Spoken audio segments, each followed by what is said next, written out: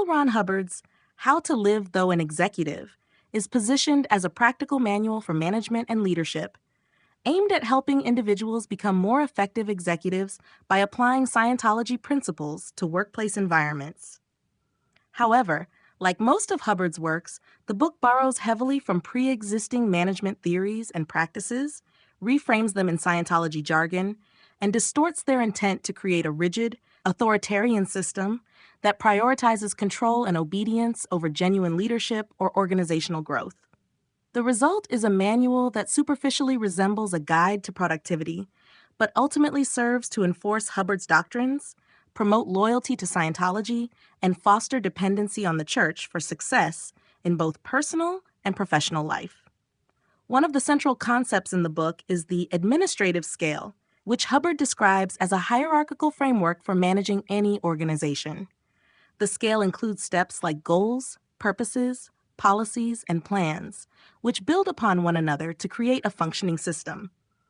While this may sound like a straightforward organizational strategy, it is a rehash of long-standing management principles, particularly those found in early 20th century works like Henri Fayol's 14 Principles of Management, or the structured approaches to goal setting and planning outlined by Peter Drucker. Unlike these management pioneers, who emphasized flexibility and adaptability, Hubbard presents the administrative scale as an inflexible, one-size-fits-all system.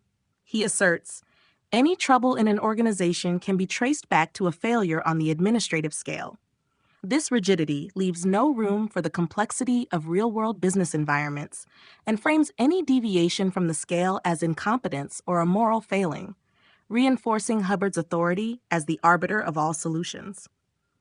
Hubbard's emphasis on statistics and management by stats is another example of his selective borrowing and distortion of legitimate management practices. The idea of using metrics to track performance has roots in early industrial management and scientific management theories, such as those of Frederick Winslow Taylor. However, where Taylor's methods were based on empirical observation and data analysis, Hubbard's system is arbitrary and overly simplistic. For example, he insists that every single position in an organization must have a quantifiable statistic attached to it, and that these stats must always trend upward.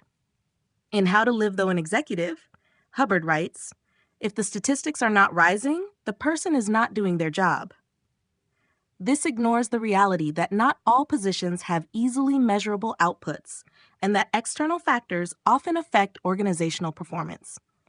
Hubbard's obsessive focus on rising stats creates a culture of constant pressure, where employees and executives alike are judged solely by numbers, fostering a punitive and highly stressful work environment. Perhaps the most troubling aspect of the book is how it conflates leadership with control. Hubbard frequently stresses the importance of ethics in maintaining organizational efficiency, but his version of ethics is more about enforcing compliance than fostering accountability or integrity.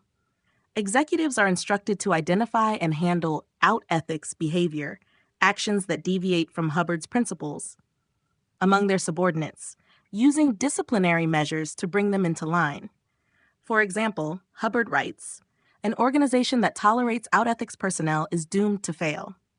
This creates an atmosphere of surveillance and mistrust, where employees are expected to self-police and report on one another to maintain the organization's survival. These methods borrow heavily from authoritarian leadership models, which prioritize loyalty and obedience over creativity, collaboration, or innovation. The result is less a guide to effective leadership and more a blueprint for maintaining top-down control, with Hubbard's teachings as the ultimate standard. Hubbard's treatment of the human element in management is another major flaw in the book. His approach to leadership is entirely transactional, reducing employees and executives to cogs in a machine rather than recognizing them as complex individuals with unique motivations and needs.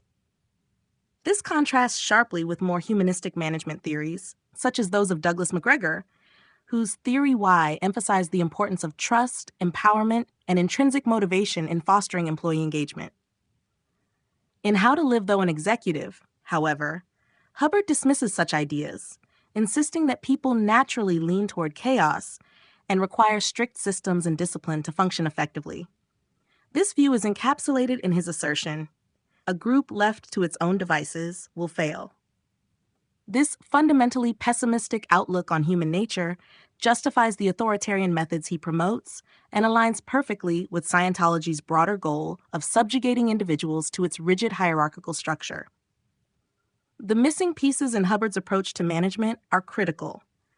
While he frames his methods as absolute and universally applicable, he completely ignores the importance of emotional intelligence, adaptability, and interpersonal relationships in effective leadership. There is no room in How to Live Though an Executive for fostering trust, collaboration, or innovation, qualities that are essential for long-term success in any organization. By presenting leadership as a mechanical process dictated by Hubbard's systems, the book discourages independent thought and creative problem-solving, leaving executives dependent on Scientology to resolve challenges and maintain control. Ultimately, How to Live Though an Executive is less a guide to effective leadership and more a manual for institutionalizing Scientology's authoritarian principles in the workplace. By borrowing selectively from legitimate management theories and warping them into rigid, dogmatic systems, Hubbard creates a framework that serves his broader agenda of control and dependency.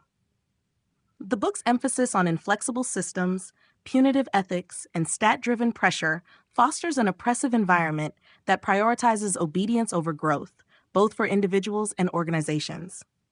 Far from empowering executives, How to Live Though an Executive reduces them to enforcers of Hubbard's doctrines, perpetuating a system that stifles creativity, crushes morale, and ultimately benefits only the Church of Scientology.